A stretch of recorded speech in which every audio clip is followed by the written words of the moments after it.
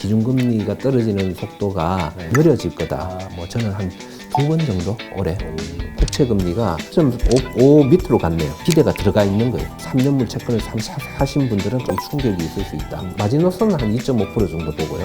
3% 이하로 내려가기는 그렇게 쉽지 않다. 만약에 투자를 하신다면 3년 이내, 2년 이내 좀 단기물 위주로, 장기물은 좀 위험하다라는 그런 생각을. 네, 숭실대 경제학과 서준식 교수님 모시고 얘기 나눠보겠습니다.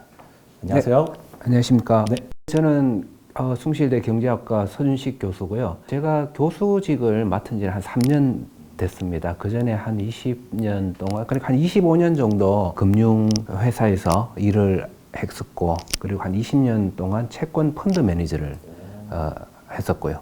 또 워낙 채권 전문가시기도 하고 요즘에는 이제 채권 투자도 개인들이 많이 하잖아요. 채권 투자 무작정 따라하기라고 이제 신간을 내셨더라고요. 사실은 이제 그냥 채권 교재라고 하셔도 될 것 같고요. 그 채권에 대해서만 모든 A부터 Z까지, 알파부터 오메가까지 해보려고 시도를 한 책입니다. 사실은 이 채권책을 여러분들이 알아듣기 쉽게 그 채권책을 쓴다는 건 굉장히 어려운 미션이거든요. 그래서 저도 한번 도전해본다. 마치 그 최고 높은 그 산에 도전하듯이 도전합니다라고 이렇게 쓰게 됐고요. 근데 저도 이 책이 좀 필요하다는 생각이 드는 게 요즘 채권 투자 많이 하시긴 하지만 아직도 채권 잘 모르겠다, 개념도 어렵다 이렇게 얘기하시는 분들이 많더라고요. 기초부터 실전 투자까지 한번 해결할 수 있는 그런 궁금증들을 한번 해소를 해보는 시간을 가지면 어떨까? 예, 뭐 다는 다루지 못하더라도 뭐 상당 부분 그런 얘기를 나눌 수 있으면 좋겠습니다. 예. 채권 투자를 참 많이 하는데 그러니까 채권 투자를 왜 해야 될까라는 그런 근본적인 질문이 들거든요. 채권은 금리 상품이죠. 가장 대표적인 금리 상품인데 첫째 이유로는 뭐 책에도 있지만은 예금보다 높은 기대 수익률을 추구할 수 있다. 예금 금리 지금 뭐 3%, 4% 뭐 이렇게 하겠지만은 채권을 통해서는 예금하고 같은 만기에 조금 더 높은 기대 수익률을 가진 회사채라든지 뭐 아니면 조금 예금보다는 만기가 좀 길지만은 뭐 좀 만기가 길기 때문에 기대 수익률이 높은 국채라든지 이렇게 자기 상황에 맞게 투자를 하면서 예금보다 높은 기대 수익률을 추구할 수 있고요. 두 번째 이유는 채권의 종류는 굉장히 다양해요. 그래서 너무 많기 때문에 우리나라만 해도 그 수십만 채권들이 나와 있기 때문에 이게 주식처럼 모든 그 주식들을 장내 거래로 그 거래를 하지 못해요. 그래서 많은 채권들이 장외에서 상장되지 못하고 장외에서 거래가 많이 되죠. 그래서 예를 들어서 나는 1년 2개월 뒤에 목돈이 필요해. 근데 지금 돈이 있어. 그러면 예금에 넣으면 예금은 1년 2개월짜리 예금이 잘 없잖아요. 그렇죠. 보통 1년 단위로 하니까. 네. 그러면 1년을 넣고 한 2개월은 그 돈을 놀게 해야 되잖아요. 하지만 1년 2개월짜리 채권을 찾아보면 있거든요. 약간 전문적으로 가면 세 번째 이유가 가장 중요한데요. 채권은 우리가 전쟁터에 나갈 때 칼만 가지고 가지 않잖아요. 칼과 방패를 항상 가지고 가죠. 그렇죠. 예, 주식이 칼이라면 채권은 방패의 역할을 하고요. 그 우산 장수, 소금 장수 그런 얘기 들어보셨죠? 네네. 우산은 뭐 비가 많이 오면 대박 나지만은 비가 안 오면 쪽박 나잖아요. 그쵸. 소금을 같이 팔면 비가 뭐 많이 올 때는 우산 팔면 되고 비가 안 올 때는 소금이 잘 팔리니까 위험이 상당히 줄어들거든요. 그런 역할을 채권이 해줘요. 왜 그런 역할을 해주나 하면 경제가 좋으면 주식의 가격은 올라가지만은 경제가 나빠지면 채권의 가격이 좋아지거든요. 그 경제가 나빠질 때 거의 유일하게 가격이 오르는 그 자산이 채권 자산이고요. 주식의 취약점을 채권의 안정성 그리고 꾸준히 나오는 이자 이런 걸 통해서 커버를 하는 거죠. 보통 우리가 이제 얘기를 할 때 뭐 채권자, 채무자 뭐 이런 얘기 많이 하잖아요. 그럼 채권이라고 하는 것도 돈을 빌리는 거죠? 채권을 투자하는 사람은 돈을 빌려주는 거죠. 빌려주는 거고 채권을 발행하는 그러니까 예를 들어서 국채다 그러면 채무자는 나라가 되는 거고요. 회사채는 우리가 회사채에 투자하면 투자한 사람들이 채권자가 되고 그걸 발행한 사람, 그 발행해서 그 자금을 조달한 사람들, 그 이때는 회사가 채무자가 돼. 그러면은 돈을 빌리면 네. 갚을 의무가 있는 거잖아요. 예, 예. 그럼 채권도 네. 원금이 보장이 되는 상품인가요? 국채 같은 경우는 국가가 떼먹을 이유가 없기 때문에 네네. 원금 보장이 확실하겠죠. 나라가 망하지 않는 이상. 네네. 회사채 같은 경우는 회사가 망하면 일단 주식부터 망하고 그래도 남는 돈이 있으면 채권에다가 주기는 하는데 채권자들한테 갚아야 될 의무가 있는데 그거마저 없을 때 회사가 망해서 돈이 정말 없을 때 그럴 때는 회사채 같은 경우도 돈을 못 받을 수가 있습니다. 그러니까 채권이라고 하는 게 일단 네. 그 채권을 발행한 사람이 망하지 않고 망하지 않고 만기까지만 갖고 있으면 네네. 원금을 받을 수는 있는데 무조건 받을 수 있고 네. 확정되어 있죠. 네. 회사채도 만기가 짧으면 네.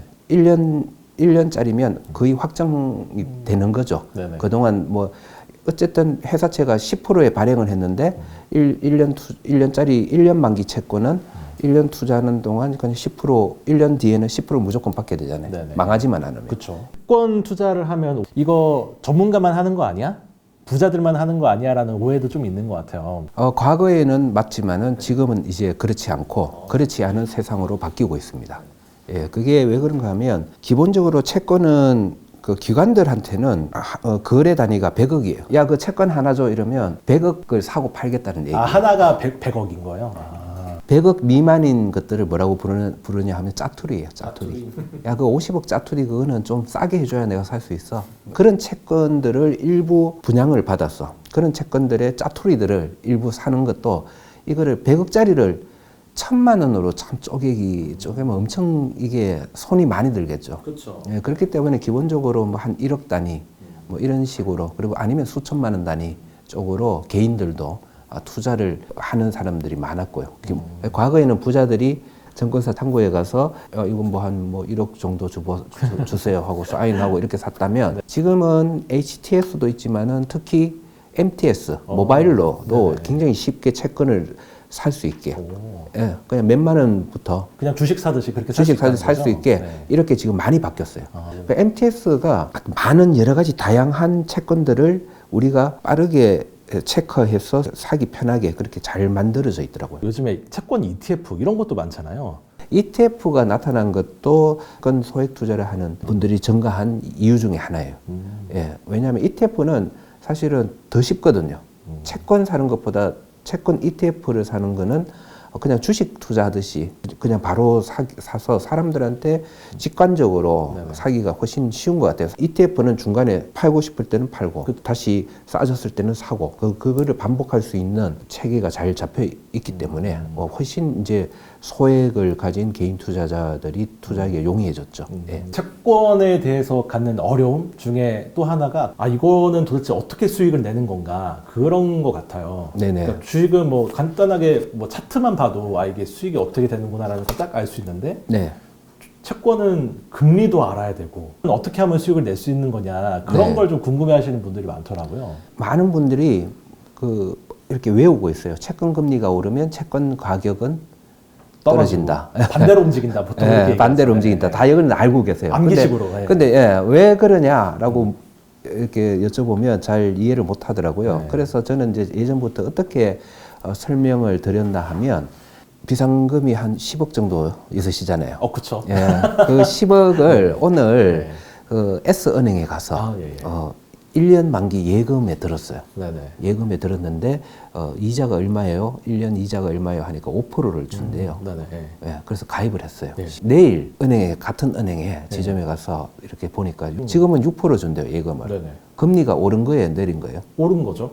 오른 거죠. 네. 그런데 어제 예금을 이미 보유하고 있는 네. 사무엘 씨는 기분이 좋아요, 나빠요? 나쁘죠. 난 5%짜리 사는데 다음날 다른 6%짜리 판다고 하면 금리가 오르니까 이미 그 상품을 가지고 있는 사람은 기분이 나쁠 수밖에 나쁘죠. 사실은 기분이 나쁜 만큼 손해를 보신 거예요. 계산 간단해요. 그래요? 10억, 네. 10억이고요. 네네. 금리가 몇 프로 변동했죠? 1%포인트. 예, 1% 변동했고요. 네. 그러면 10억에 1%. 네.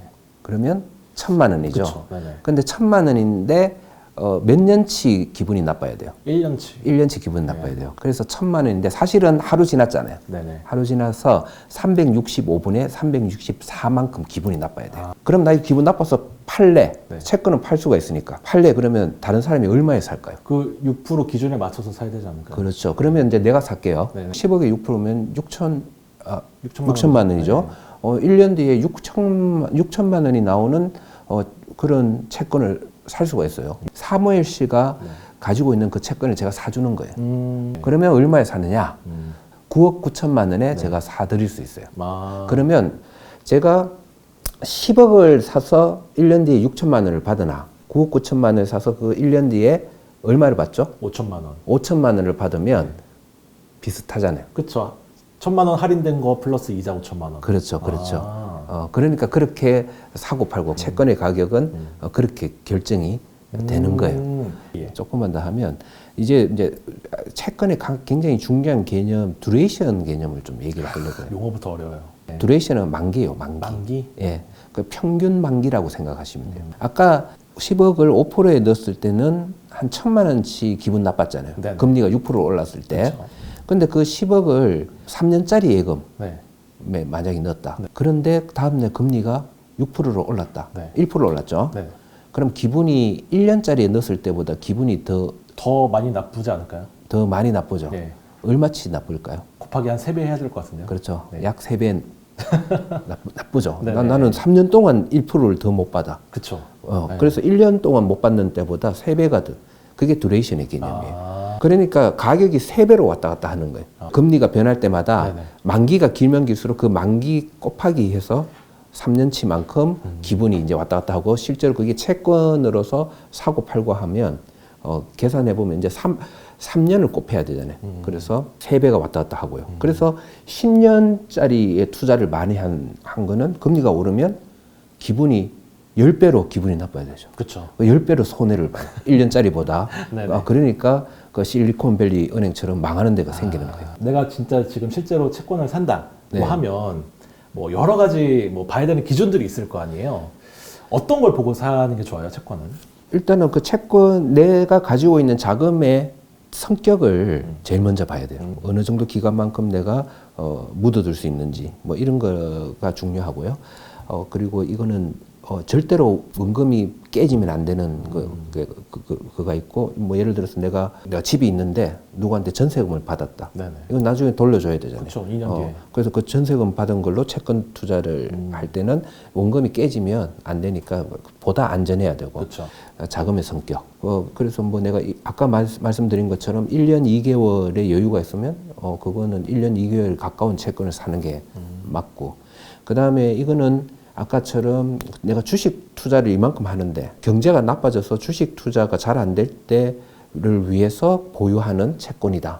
우상과 소금 효과를 위한 것이라면 5년 만기 이상 긴 채권들을 보유하면서 그렇게 투자를 하는 거죠. 이 질문은 사실 지금까지 채권 투자하신 분들이 가장 궁금해 할 것 같은데 네네네. 최근에 이제 보면은 이제 뭐 기준금리 뭐 내리는 거 아니야 이런 기대감도 좀 많이 있는 것 같고 그래서 한창 좀 그 채권 금리도 많이 내리다가 최근에 보니까 다시 또 좀 반등을 하는 네. 그런 모습인 것 같더라고요. 그래서 과연 지금 시점에서 채권을 사는 게 맞을까? 뭐 지금보다 금리가 좀 더디게 내리는 거 아니야? 뭐 이렇게 생각하시는 분들도 있을 것 같아서 네. 좀 어떻게 보세요? 제가 일단 금리들을 조금씩 보면서 네네. 보통 채권 투자 미국하고 한국을 많이 하고 계시죠. 그렇죠. 저는 기본적으로 기준금리는 아마 시장에 있는 어떤 전문가들보다도 조금 호기시할 거예요. 네. 아마 기준금리가 떨어지는 속도가 네. 다른 전문가들이 예상하는 것보다 좀 느려질 거다. 그렇게 저는 예상을 해왔고 그렇게 얘기한 근거는 미국 같은 경우는 인플레이션을 많이 보잖아요. 네네. 근데 그 인플레이션의 핵심은 뭐냐 하면 주거비예요. 주거비가 한 30% 이상 차지하고 있고 그게 굉장히 그걸 중요하게 보고 있기 때문에 그 주거비가 좀 의미 있게 떨어져 줘야지 의미 있는 금리 인하를 할 거예요. 아마 올해 몇 번 하긴 하지만은 네네. 그 속도는 여러분들이 기대하는 것보다 저는 좀 더 늦을 거라고 생각을 해요. 지금의 미국 금리 수준은 그 미국의 경제 수준에 비해서 높은 꽤 높은 게 맞거든요.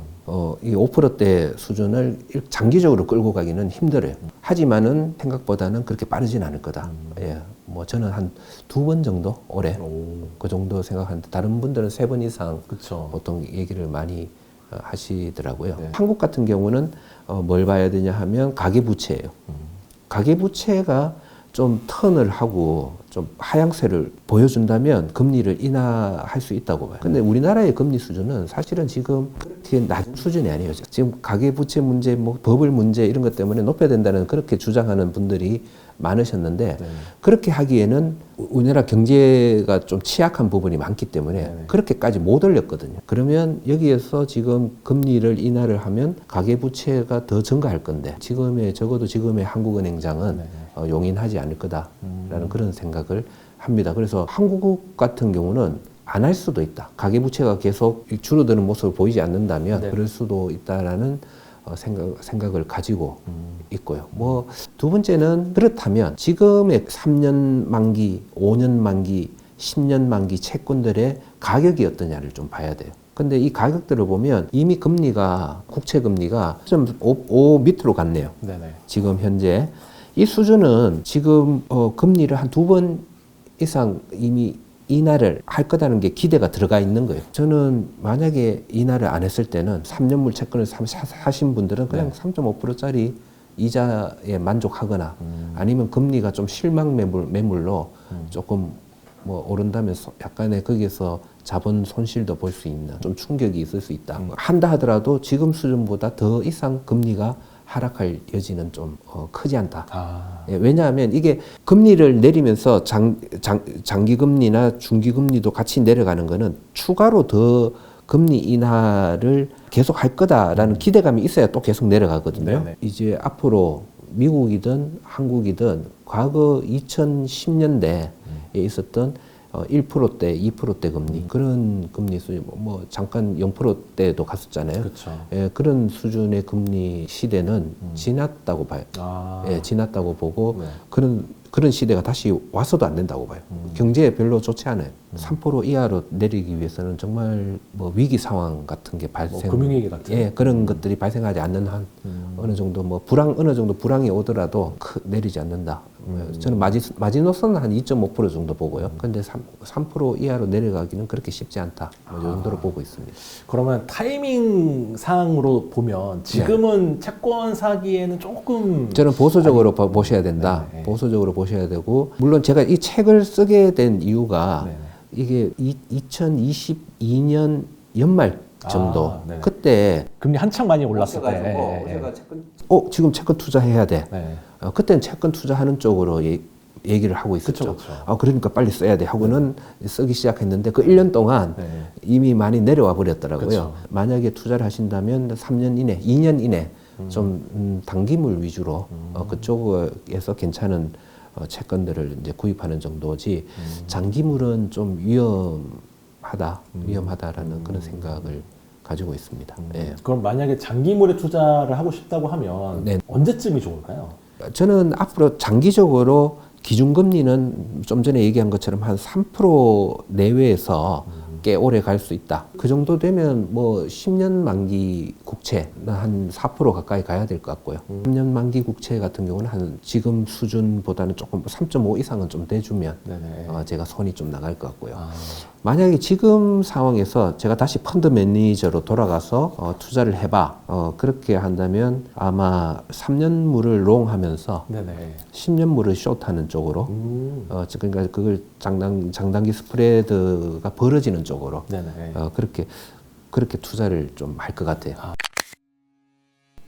만약에 매니저 시절로 돌아간다고 하셨을 때 미국 장기채 담습니까 안 담습니까? 저는 안 담죠. 그쪽은 좀 지우고 싶어요. 브라질 채권하고 인도 채권. 왜 제가 13% 이상이면 많이 사냐? 환율이 반 토막이 나도 네. 한 7% 정도의 수익이 나요. 거의 한 40%? 1년 동안. 네. 이렇게도 할 수 있는 게 해외 채권이에요.